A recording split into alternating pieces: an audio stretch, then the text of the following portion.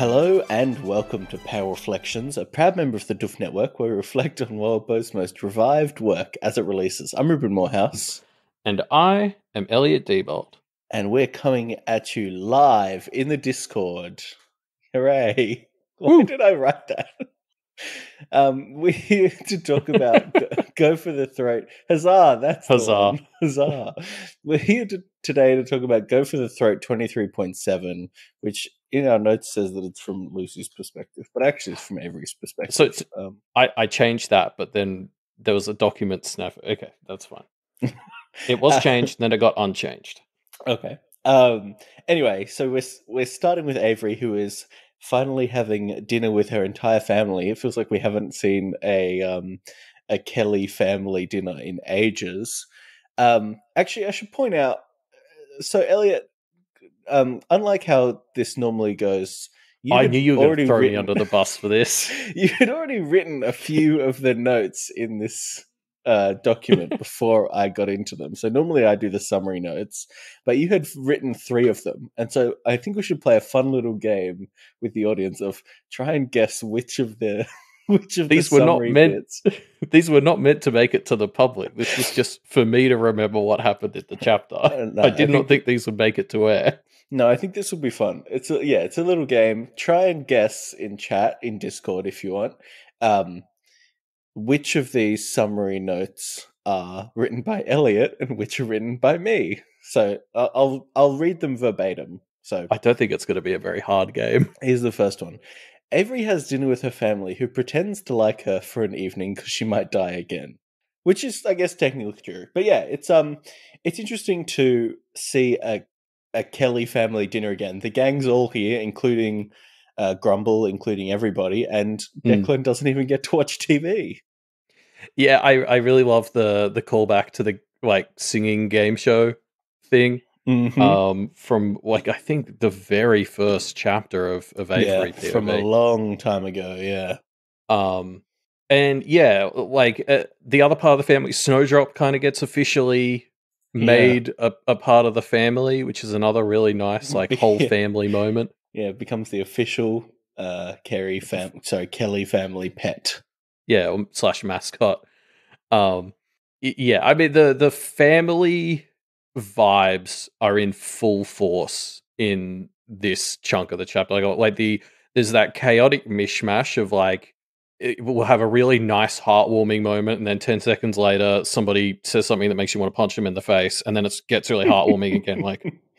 It was so realistically a big family gathering dinner. I really loved that. It felt like a real, there was no fake put on airs feeling about it. It was Declan was saying stuff that was obnoxious. Sheridan was being a pain in the ass, but that made it more heartwarmingly family. Yeah, that's a good note. They are all still being their annoying selves, but in the pursuit of having a nice family moment, it kind of all balances out. You can see the dynamics that this family has built over their time of knowing each other or whatever, just kind of slide back in a very interesting way. Yeah. It reminded me of when I was a teenager and we try to get the family to sit together for dinner. And that that's exactly what Kelsey, Connor / Avery are wanting here. Yeah, it's nice. I mean, yeah. In contrast to the family moments we get later in the chapter, nothing goes horribly wrong. It's all quite nice. Yeah. Grumble is here, and Avery, gives him a hug, and he's very incomprehensible. It's a bit wild. Yeah, something that comes up here is that he's been getting worse over the time that the story's been happening. It's just been kind of going on in the background, and Avery hasn't really noticed because she hasn't been around. Yeah, Avery has not been focused on this part of her family in a long time, or has been avoiding Grumble specifically, I guess, for a long time. So true. Yeah. But because Rowan's the one who brings up that this has been happening for a while, and then Rowan seemingly starts to mention to Avery that he's noticed that she's kind of leaving them behind a lot of the time. And then, the positive vibes take over, and he just says he's glad that she's here now. But there's I feel like the as heartwarming as this section was, I couldn't help but read this like pretty consistent undercurrent throughout all of it of like I think we've been talking for arcs and arcs that Avery hasn't really been making family that much of a priority for herself, and Mm, there's some like simmering. I don't know if tension's the right word, but it's like it feels like some Avery talks a lot with Verona later on about not hedging stuff and getting everything out in the open. I think there's some unresolved stuff between Avery and her family of how like in a bit of a mirror to her past trauma, she has kind of distanced herself from her family again, and like I don't know, they're important to her, but she also constantly is. I mean, she's more moved out of the house than Rowan is, for example. mm. Yeah. Yeah, it's very true. It's interesting. We finally get like, yeah, I guess it feels like Avery has just not been paying attention to her family for such a long time that we finally Mm, see all these developments that have happened, right? Um yeah. like something that was really interesting to me was the way that Connor has is putting in work to kind of uh rein in Declan, I guess. I was just gonna say fix. Fix Declan. Yeah, that's good. Which I thought was really nice to see. Obviously, the stuff with Grumble that feels like a direct continuation of the conversation that's been had Yeah. um, with the other parents, like with Jasmine, specifically. Yeah, it's really nice to see, I guess. Yeah. Like, I mean, yeah, but that's sort of what's so interesting about it is like yeah, there's all this really nice stuff going on, but Avery feels kind of a step removed from all of it. Um, like I don't know, I just like so I guess to focus in on Rowan because there's obviously this moment where he like kind of decides not to confront her about whatever he wanted to talk about. And then later on, she sort of notices that he seems in a bit of a funk around like Laurie and the fact that she's maybe kind of moving on to bigger and better things or leaving him behind. And it just feels like the sort of thing where I could see it being kind of a big and important step for Avery to kind of talk to Rowan about that. And like, like, because it felt like, I don't know, their age gap isn't that huge, but they felt really distant here. Like there's a distance between them as siblings, I guess, that feels more like what Kerry and Rowan should have rather than Avery and Rowan if you wanted to chalk it up to age difference. So I don't know. I guess last week we started talking about this idea that as we maybe hit the end of the story, like we're seeing the Kennedys have to get challenged or reconfront a lot of the stuff that sort of sunk them at the start of the story or before the start of the story. And this feels like the remix of Avery slipping through the cracks of her family. I think is like she's kind of left them this time, and I think Avery maybe needs to. I think it's interesting that Avery hasn't really kind of acknowledged this distance she has from a chunk of her family, and Mm, like, is she going to start to figure out that that's a bit of a problem at some point? I don't mm. know. Yeah, I mean, I feel like I'm recycling an old point that I was making a lot in Arc 13, but like, will we have time to explore that? Yeah, yeah. I mean, I remember back when Arc 13, when we thought that was the end of the story, and I remember DMing you offline and being like, this feels very rushed for an ending. And I don't get that vibe yet here. So I still Yeah, feel like we're going to be doing stuff like that in amongst things, but I guess we'll see. yeah. Um, but yeah, because I guess the other thing that harkens back to the Avery of old here is like this is a really nice dinner, and there's a real nice moment, and Avery just sits here and thinks, "Oh, this is basically a last supper," like Mm, because they think I'm probably going to die, and she makes it really anxious. And I just remember old school Avery always kind of discounted the good things that happened to her as like cheating. Like she'd be like, "Oh, well, Verona and Lucy aren't my real friends because there was a magic ritual," and like she was always finding excuses why good things didn't count. mm, And it felt like she was doing that a little bit here again. So I don't know. I'm maybe I'm hyper focusing on this one aspect of the story right now, but I was constantly seeing all these things that was like little warning bells for Avery dipping back into problems she's had in the past. mm. Yeah, yeah, yeah. Interesting. Um, Um, Also, mm, sorry, it is fun I think to compare the Grumble decline to Guillerme a little bit. Like obviously I think that comparison's been there for a lot of the story, but like I think we've had a few similar ish moments with Avery and Guillerme where Avery's like seeing Guillerme and being like, oh wow, he's worse than I realized.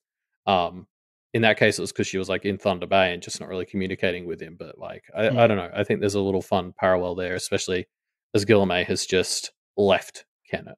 Mm. Yeah. Um, yeah, that's interesting.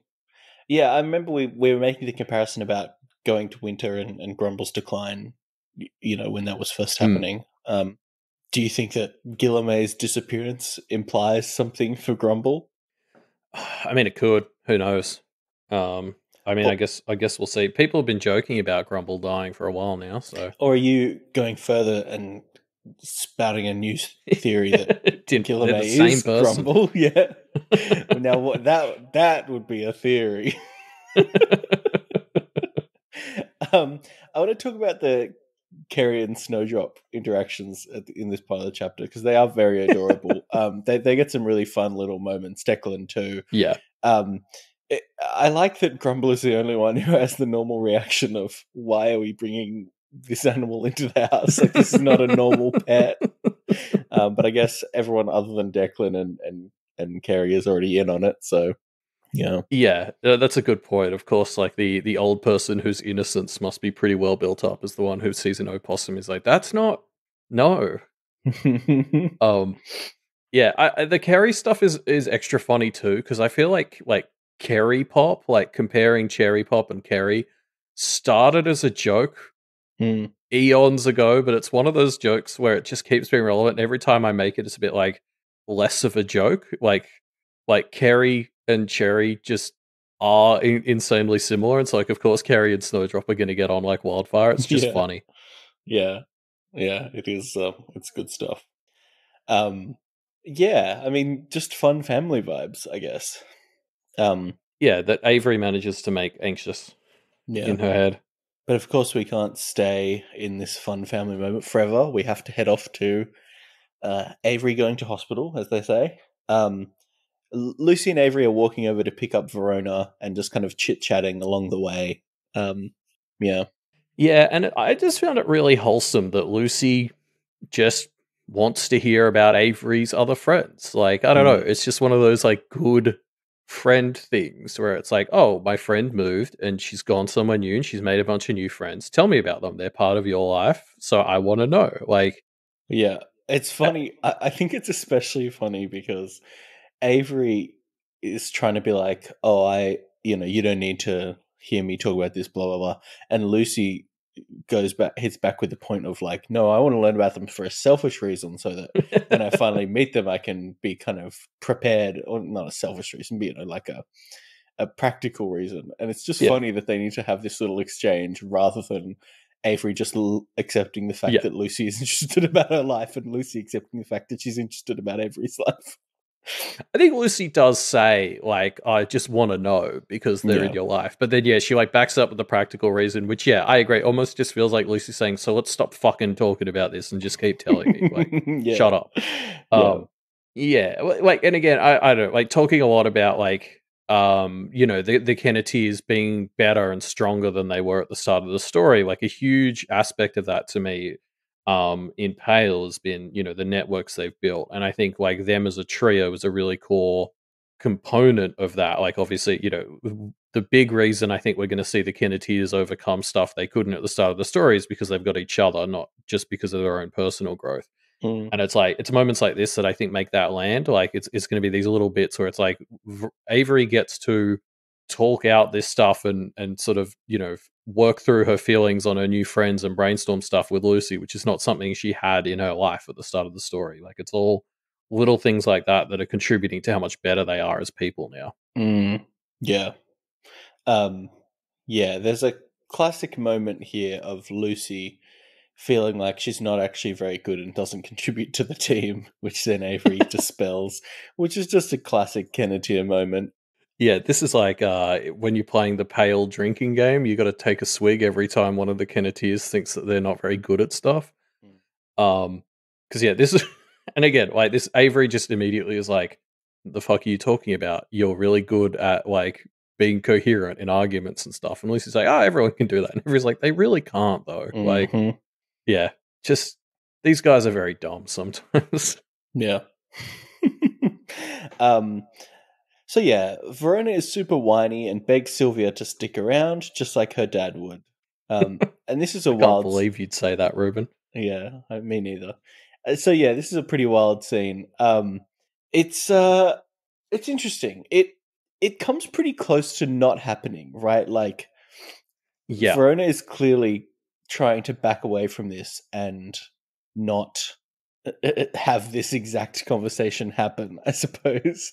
But between Lucy and Avery, they kind of push her into going a bit further than she normally would in the hopes that Sylvia will, like, I don't know, be a good parent about it, and it doesn't Yeah. really happen.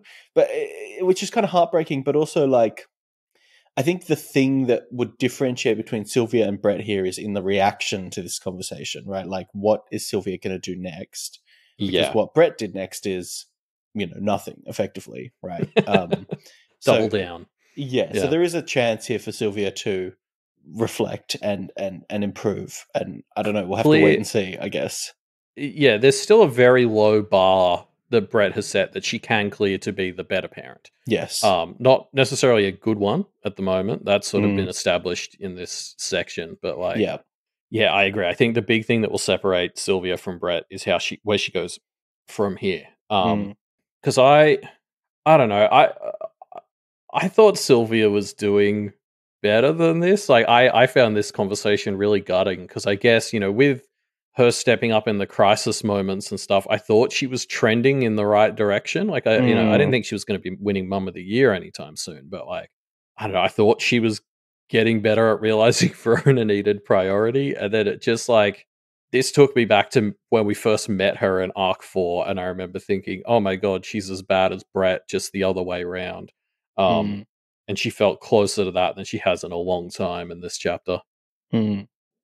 Yeah. It's yeah, it's interesting. I guess it's kind of like in the same way Verona has done, we've kind of just let Sylvia skirt by on being better than Brett, Yeah. and it's not enough. Like, but in fairness, I think part of the reason this is irreconcilable is because Verona has to stay in Kennet, right?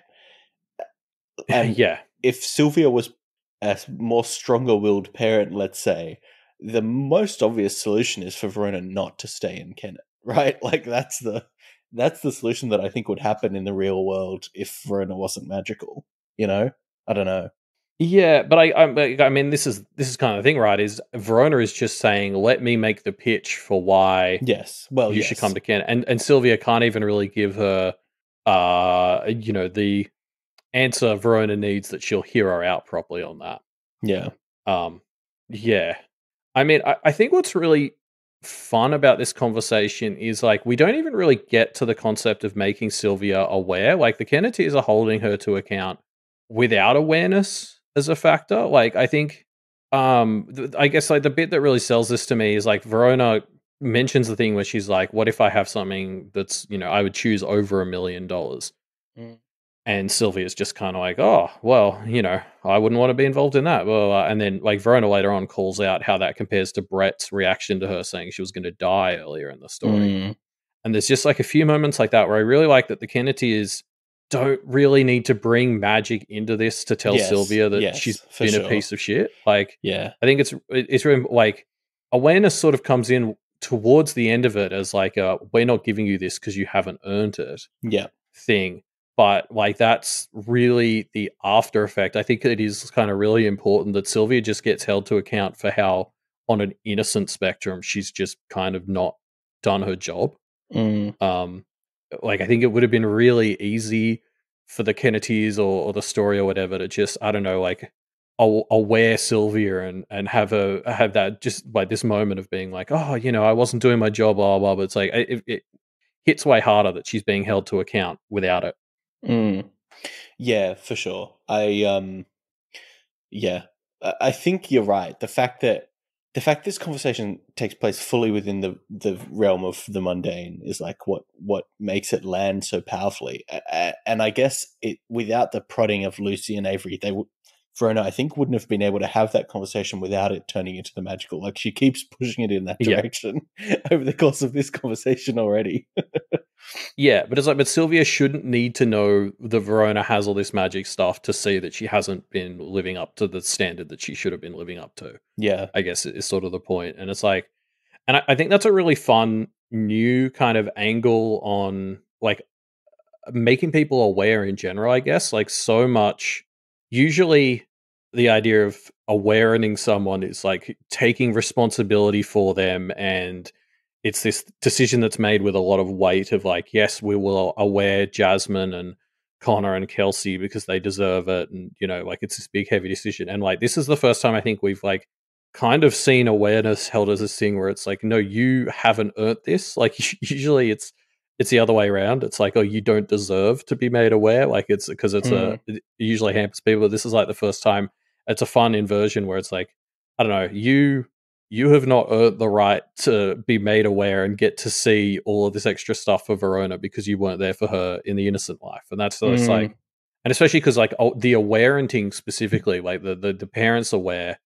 The thing with the aware parents has always been the way the parents being aware inverts the child parent dynamic, because like with Lucy and Avery, it's like the kids kind of shepherding their parents through into this new world, and like, you know, parenting's meant to be the other way around. And this is Verona kind of getting to be like, well, you didn't do that for me in the innocent world, so why should I do this for you Yeah. in the magical one? Yeah. Definitely. And I don't know. I just think that's like, yeah, like just an angle that in retrospect makes so much sense. Like Verona getting to, yeah, like say to Sylvia, like, no, I'm not going to aware into you because you haven't earned it. Whereas like, Yeah. yeah, Yeah, that's interesting. Yeah, the idea of the flipped dynamics, I think, makes a lot of sense. yeah, and like, I guess speaking of, I think we talked. It was either last week or the week before. We were talking a lot about like flipping Jasmine and Lucy around, in sort of their conflicts around the awarenting, and I think it's really fun to try and do that because like Sylvia reminded me a lot of Verona in this section. Like, especially if you think about a Verona who is not aware, like Sylvia. I don't. There's a lot that Sylvia. I guess the root fears that are stopping her from being able to say yes are very similar to fears Verona has had throughout the story. Like Sylvia's like, you know, I've found stability that took me a long time to find, and I don't want to rock the boat. We've seen Verona say like the same sort of stuff, so it was like it was really fun seeing, I guess, Sylvia not seeing how they. I guess there. I don't know. There was some Verona in the way Sylvia couldn't live up to this, and the big thing that Sylvia says is she's like, "Wow, I don't have friends like Avery and Lucy." Like, I think again we're seeing a very tangible difference at like how much better Verona is, because this conversation wasn't going to happen. It was Avery and Lucy, like you said, who kind of forced it to happen, and like Sylvia is a Verona without a Lucy and an Avery. That's very interesting, and I guess the walls that she's put up for herself as a result of that. Yeah, yeah, exactly. Like, and because, you know, like Sylvia comes so close to being kind of reasonable in a lot of what she's saying. Like, you know, there's the bit where they're like, "Oh, look, Verona's going to make her sales pitch for Kennett, and we'll do it with Connor, Kelsey, Jasmine, and the two girls." And Sylvia sort of responds to that with like, "I don't really want to commit to that because it feels like a bit like an ambush." And that felt like a very Verona and a very honestly reasonable response to me. In almost any other circumstance, you'd be like, well, yeah, it is a little unfair to get ganged up on like that. I see what she means. But like the Kennedys kind of quickly knock down those walls by pointing out how much it's like, I don't know, you gave birth to Verona, like suck it up, essentially becomes the mantra towards the end. But it's like there's just yeah, I don't know. I can see Verona ending up in that circumstance in another life, and I think that makes this interaction really fun. Yeah. Yeah. And sorry, also just still on this conversation, I had a lot to There's say a about lot in it. this conversation to talk about. Yeah. Um, uh, we've got to talk about Avery, because obviously this happens in an Avery chapter, which like when I first realized we're having this conversation Avery chapter, I was like, oh, that's weird. Mm.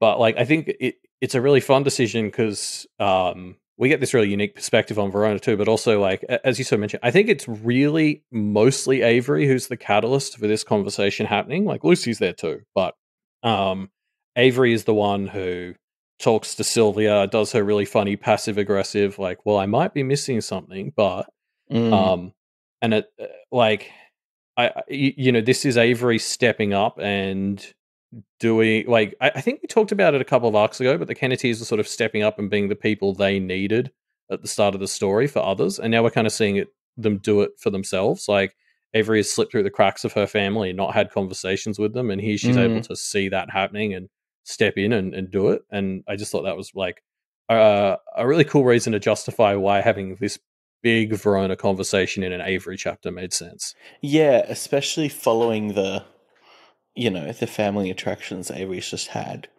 I think it's interesting to see Mm-hmm. Avery trying to push Verona to get into that place, although it doesn't really happen, unfortunately.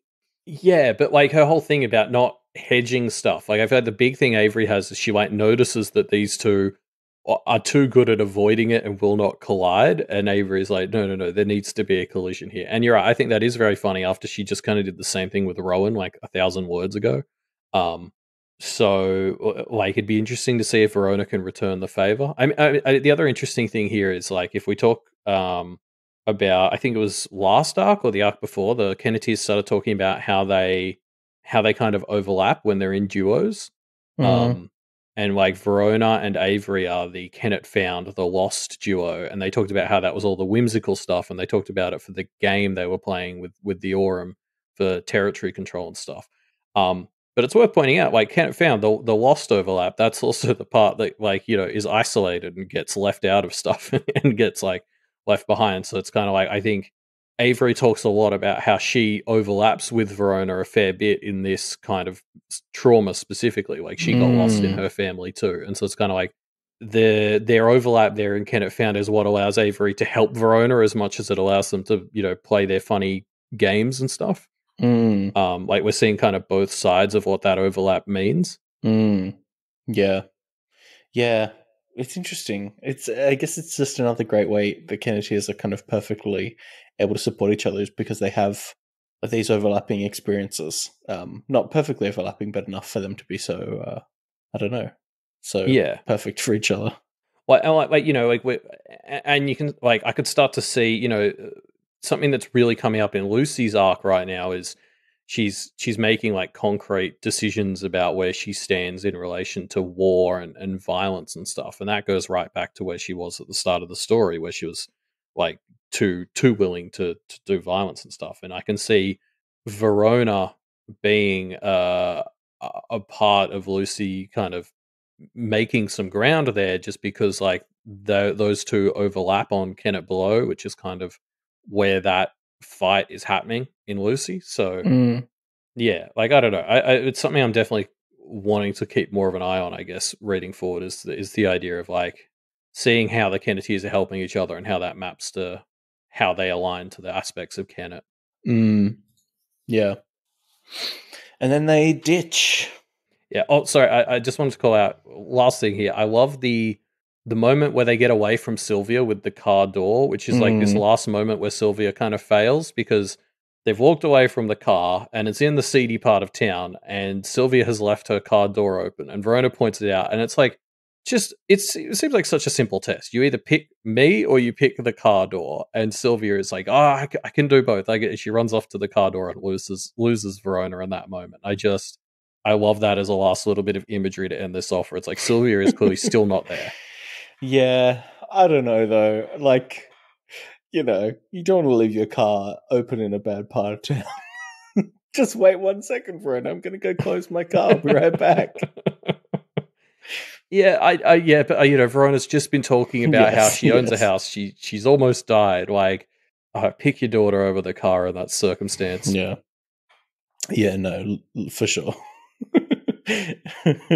It's a lot of you've had to fail a lot of times to get to that point, Sylvia. So Exactly.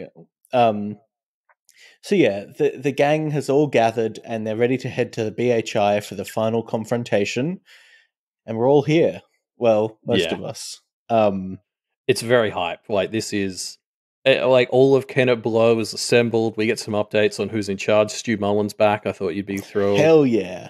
Um, especially I don't know. There's something really great about like everyone has gathered and all of Mm-hmm. Kennett Below is like assembled and working together, and you kind of like Kennett Below never unites and Yeah, works together. yeah. Like it adds to the hype. I think that we start with seeing Kennett Below united. Yeah, like everybody is here. Like Matthew has a gang of, white, Yes. black, whatever sheep to host the spirits just so they can come along and participate. Like everyone's coming together. It's so awesome. And if we don't get to see the next chapter being an interlude from like Matthew or Mrs. perspective and we get to see them fighting at the beach, I'm gonna be so sad. Like, can you imagine if we don't get to see how this happens and the next chapter is just the Kennedys planning their attack and then, they get a text 2 hours later of like, oh, it's gone okay, Toad Swallow's injured, but we did okay, or something like that. I'm gonna be so pissed off. I would be. It doesn't have to be the very next chapter, but I agree. If by the time the Kenneteers have entered the battlefield, we haven't seen some interludes of the battlefield, I will be distraught for Mm. sure. Although, yeah, I don't know. Like there is that angle to this of like, I think we called it out a few weeks ago, but the Kenneteers are definitely sort of reflecting what Bristow couldn't do, in that they're leaving the organization they've helped found to Mm. do stuff without them. So, like in a way, there's some important kind of thematic grounding for like us not getting to see it alongside the Kenneteers. Mm. But also, I'll be extremely upset if we do. Like, I'm of two minds. Yeah. Um, no, I'm not of two minds. I'm of one mind. But yeah, let's talk about the people who aren't here. Gillimay's not here, no Rook, and no Hollow Yen. And I'd forgotten, in all the discussion about Rook and what she's up to, I'd forgotten about Hollow Yen. I hope he's having a good time. I don't know.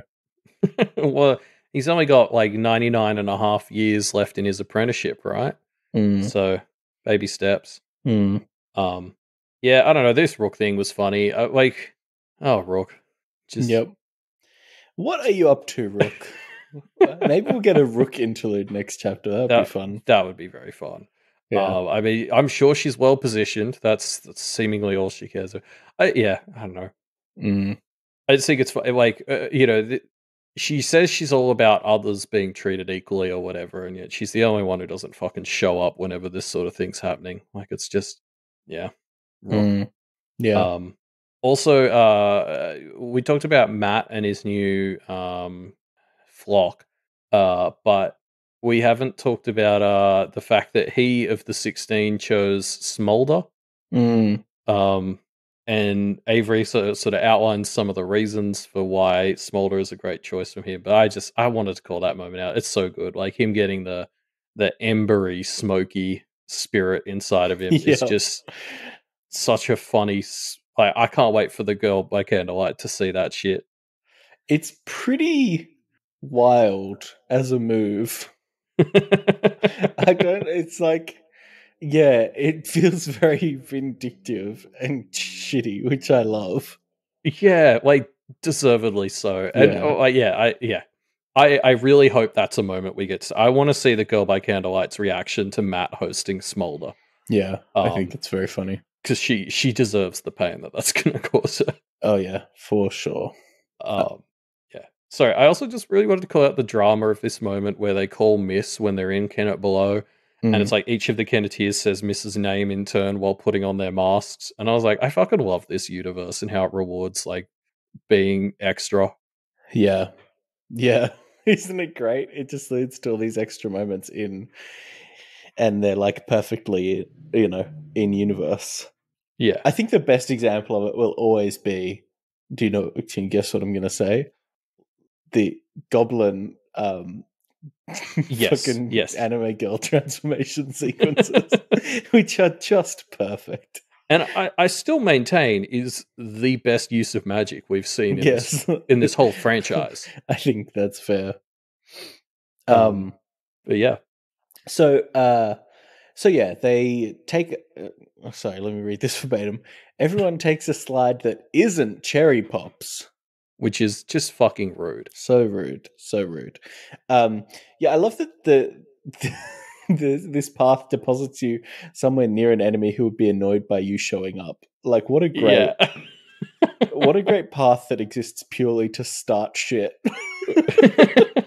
I genuinely cackled when I read that because Avery's like, yeah, this will probably work. And Mrs. like, this will work. And she's like, yeah, this deposits you next to an enemy who would be annoyed that you're there. And I was like, Yeah, that sounds literally perfect. Like, yeah, it's so, like, yeah, I genuinely laughed out loud when I read that. It's such a funny, paths are so great. yes, Like, that's so funny. yeah. Um, And Yeah. yeah, like I love this. You know, we get this sequence of everyone piling into the path, and um, a bunch of the higher ups are going to meet on the path to plan some stuff. Like, there's a lot going on. It's a very again just hype. Like again, going back to Arc 13, I felt like Arc 13 was doing a lot of stuff like this, but it didn't feel like end of the story hype at the time. It felt like really good, but it wasn't all in, and this is all in, and it's very Mm. fun. Hmm. Yeah. But yeah, so they arrive at the BHI, but the Kennedys quickly head off to find a quiet table somewhere else and start prepping their own plan. And yeah, we don't really know what the plan is going to be, other than kill a headmaster is probably a theme of it, or depose a headmaster, I guess. Yeah, again, I love that this is a universe where the Kennedys can just outright call out that he's like, well, he kind of is a headmaster at the moment, so let's plop him on Let's the tap list. into that. Yeah. I also really enjoyed that it's seemingly Avery with the plan. She's not usually the planner, so I'm really excited to see what Avery's chunk of the plan is, because it's unique for her to be coming in with the first outline of the plan. Yeah. Yeah. Yeah. You're right. Um, It's different. I don't know. She thinks quite a few times in this chapter a lot about like connections and stuff, and we know that that's her jam. So I feel like that's going to have something to do with it. So, and I'm really curious to see what that looks like, because I can't map that concept to any kind of tangible plan Avery could be cooking up. Hmm. Yeah. Yeah. No, I have no idea. I'm sure it's going to be something horrifying and tricky, though. Can't wait. Yeah. Oh, yeah. These three are going to pull some wild shit. I mean, what's exciting? We still don't know what Charles has been cooking. Like, this is something that No. has happened in the story a few times. It's going to be very interesting to see what the other side brings to the table too. Hmm. Yeah. Yeah. Oh, sorry. A note from before that I missed.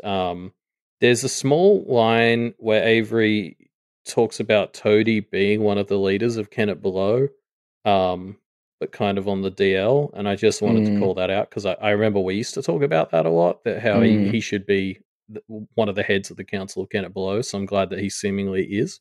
Yeah, but just a sneaky one because goblins don't really respect him. Yeah, yeah. Good times. Yeah. Whew. So yeah, it's about to get. It seems like it's about to get real. This is very exciting, Yeah.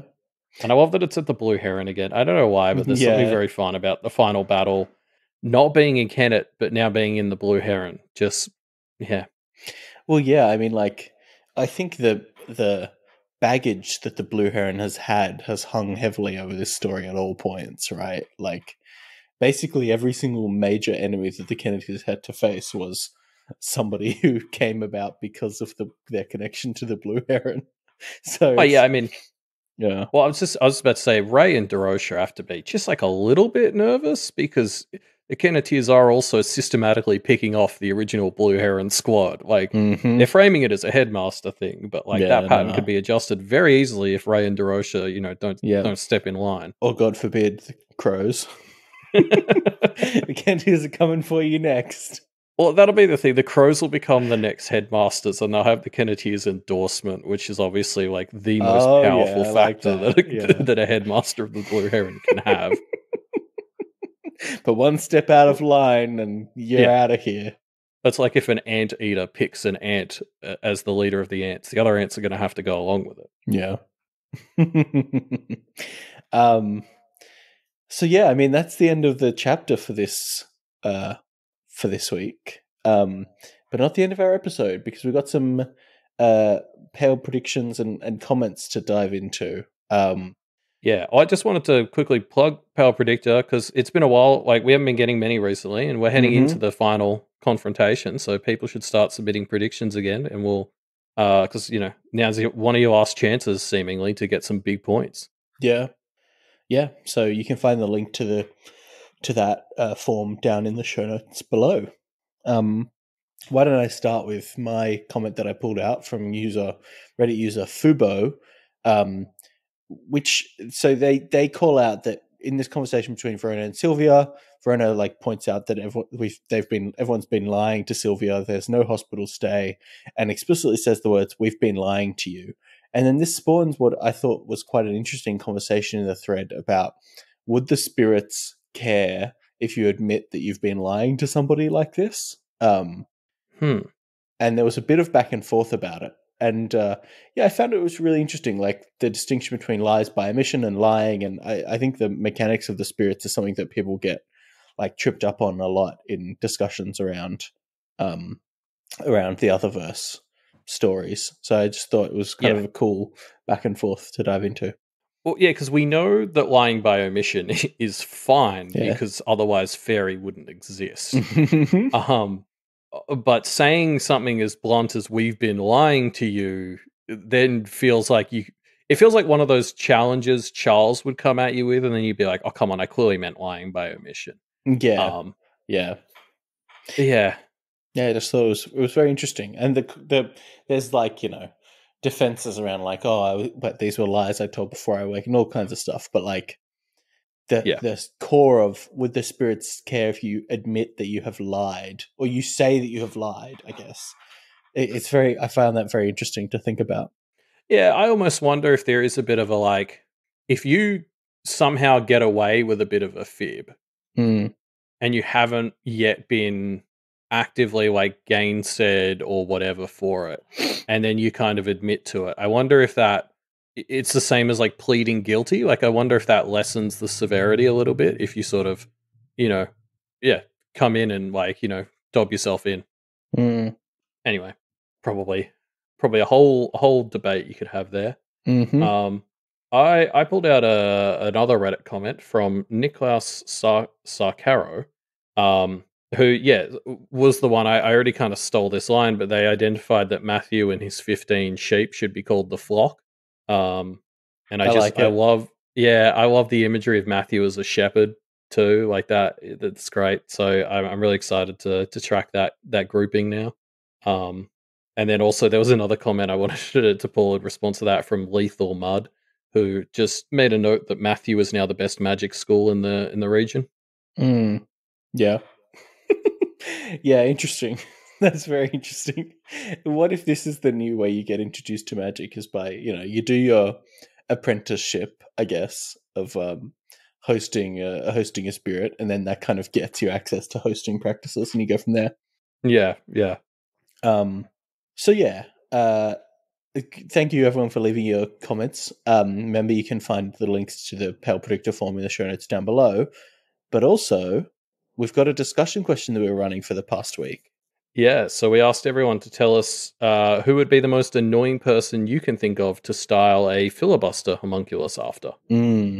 Yeah, we've got a lot of good answers. I guess you'd call them good answers. Well, I mean, I hate most of them, which means that they fit the criteria. Yeah, So, exactly. yeah. Which one did you hate the most? Um, which one would it be the most annoying? Um, so I don't think I fully can picture it, and maybe that's part of it. But Hobo Demon Mm. suggested one with Christopher Walken's mannerisms, the sophistry of Ben Shapiro, which is that like the vocabulary and stuff. Like, Sophistry is specifically like saying things that are wrong, but thinking that they're right and pretending that they're right. I okay. think. Um, And there was another detail that we haven't taken to those. It was mm, Christopher Walken, Ben Shapiro, and there was some other horrible factor in this one that made me hate it.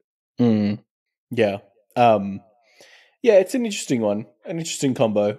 This made me dive into the rabbit hole of those fake AI voiced YouTube videos that are coming out at the moment, where Ben Shapiro is talking about getting ratatouille with Joe Rogan, which is quite fun. So, actually, I think this would be funny. So, whoops. I mean, yeah, like, well, the brief was to make something really annoying. Yeah, true. Um, and so tapping into someone like Ben Shapiro is easy Yeah, money. yeah. I liked Zetith's answer, um, which was just Gilbert Gottfried, which I thought was great. And then it kind of started me thinking about what Gilbert Gottfried's voice is actually like, because I had the impulse of that voice has to be kind of put on, at least somewhat. And so I dove into it and found a video of what Gilbert Gottfried sounds like when he's not putting on his voice. And it was so different. It was like completely different. It was crazy. Oh, really? Yeah, yeah, yeah. So it is a bit put on.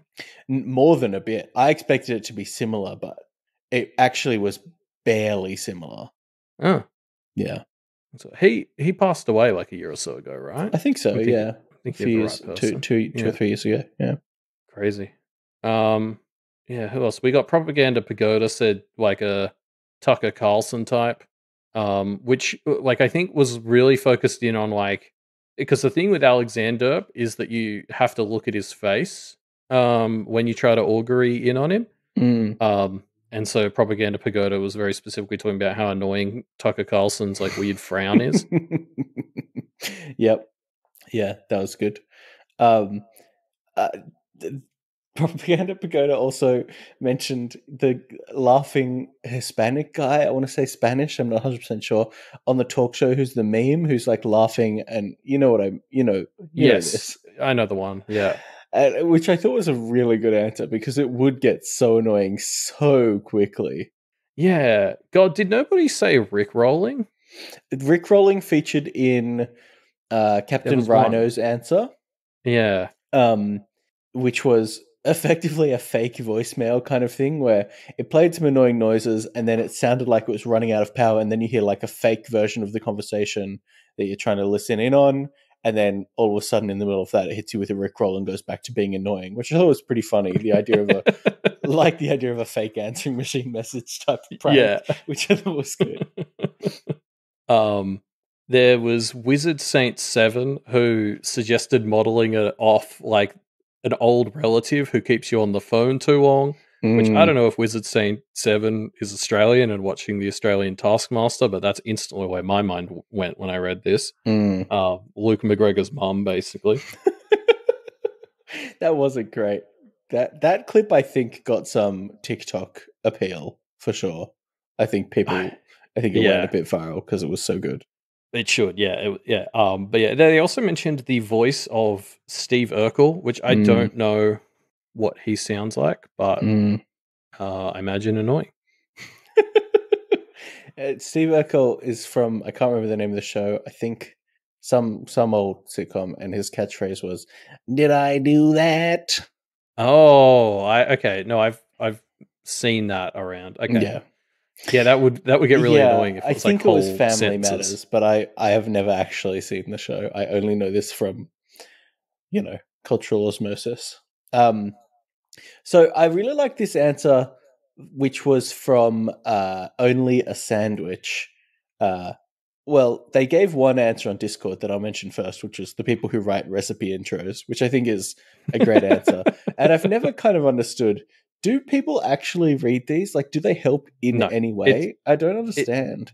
My understanding is that it's a search engine optimization thing. Like Okay. it helps if Google thinks it's a real article or some shit, which is like Right. at this point I think Google should sort their shit out and make an exception for recipes because we'd all be so much fucking better off if the recipe wasn't surrounded by all that bullshit at the start.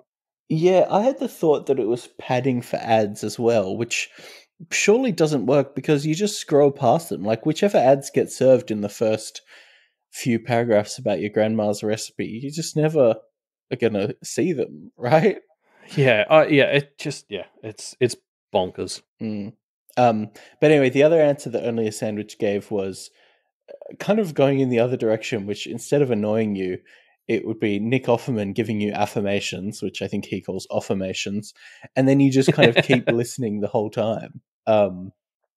And therefore you just stick around because you want to just keep hearing Nick Offerman telling you how great you're doing as a new Carmine. Yeah, which is like okay, so you know, on paper, this shouldn't get many marks because it doesn't fit the brief. That sounds awesome, but it achieves the goal in a very fun, Yes. different way, which I Yes. like. Like, because I agree, I could totally see. Yeah, you'd boot that up, and if it's just Nick Offerman's voice saying really nice things to you, you wouldn't be able to. You wouldn't want to look away. Like, yeah, Yeah, for it's sure. a great idea. I thought it worked really well. And then we also got an answer from Fancy Swamp, who said Adam Conover, which is very much exactly what Adam Ruins Everything is kind of already like. Yeah. A slightly educational filibuster. Yeah, because I've only watched like a little bit of Adam Conover stuff, but like it's because I don't know, it's often good, but he's just really annoying, and Well, it's all kind of a exactly. downer. So I it's mean, like, it's yeah, the I think whole. this is great. He's kind of intentionally that's the character that he's putting on, right? Which Yeah. can be pretty grating. Yeah. But yeah, so I think that's all the answers we got. Nobody said us, which I thought Yeah, that's was a little nice. bit rude. Or rude, Yeah. sure. But yeah, so that wraps up this discussion question. Yeah. So thank you for submitting your answers to the discussion thread, folks. And we've got a new discussion question here, submitted by Sage of Stupidity. What would be the best path to have your wedding on? Now, this is going to be a fun one. I'm very excited to hear what paths people come up with. Now, there can be, of course, real paths, or if you want, you can make up a fake path and tell us about a wedding that would happen on it. Yeah, and you can't. I'm just going to veto answers. You can't say the promenade. The story already did that. That's cheating. Well, you can't say the promenade for the same reason that Avery and Snowdrop did their family ritual there, I think. Okay, yeah, that's fair. If you find a very different Yeah. angle to it, that's acceptable. But Yeah. you can't just say the promenade because it was in the story. Yeah. That's against the spirit of the rules. Yeah, for sure. But yeah, so leave those in the discussion thread in the show notes down below. Yeah. So yeah, you can find links to that, our Pale Predictor form, and all kinds of other great things in the links to the show notes. You can also find more stuff on the Duff Media website, duffmedia.com. We've recently published an expose on how similar the music for Fall Guys and Splatoon actually is. So hell. You can head there to find out about that. I forgot about. Sorry. No, what? Sorry, last night, it's fine. I dared Ruben to fit that into the episode, and he, well done. Well done. Right when you were least expecting it, I gotcha. As well as our website, we have a Patreon, patreon.com/doofmedia. There's like a bunch of bonus content there. So if you want to hear more from Matt and Scott, they do an extra show that's an like add-on to Kingslingers. There's also Matt and his brother do one where they talk about like intellectual things. We have one where we talk about different sorts of intellectual things that are less so. I want to talk about this because so you, me, and Georgia, one of your sisters, we do this show called The High Ground, and I feel like we mention it every so often in this podcast, but I want to talk about it more explicitly because it genuinely is one of my favorite shows that we record, and I feel like it should get so much more love than it gets. It's so much fun to record and just have these great conversations about very stupid things. So you can get access to that if you're a patron. So go to duffmedia.com, patreon.com/duffmedia for access to that. But it's also available to people who aren't patrons, but just 6 months behind. So you get 6 months of older episodes. But if you're a patron, you get 6 more episodes as they're coming out. So check that out because it is a very fun show. So I would recommend it. Yeah, the basic premise is we watch movies that are good but also not, and we both love and hate them. Kind of the types of movies that you really enjoyed when you were a kid growing up, and we do a bit of reevaluation of them. Yeah. And then, speaking of Patreons, Walbo has a Patreon, patreon.com/Walbo. He is making this story, and he, if you keep donating, he might not end it. Think about it like that. So keep donating, and then we'll just keep getting more Pale content forever. Yeah. So go and do that. And with that, we'll say farewell.